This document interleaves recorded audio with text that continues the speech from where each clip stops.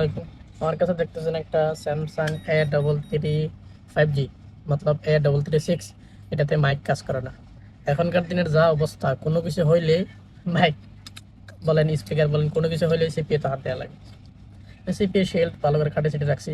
CPU তুলবো, রিভোল করবো, দেখি ইনশাল্লাহ কাজটা সাকসেস হয় কিনা। সিপিইউর এটা মাইক থেকে সিপিইউতে 3টা লাইন গেছে, 3টা লাইনে গেছে সিপিইউতে, একটা লাইন গেছে এলডি এর মাধ্যমে। এটাও চেক দিলাম, সবগুলোতে মান আছে, কিন্তু যতটুকু থাকার পরিমাণ ততটুকু নাই। দেখি এখন সিপিইউটা রিভোল করে কি অবস্থা। চলেন।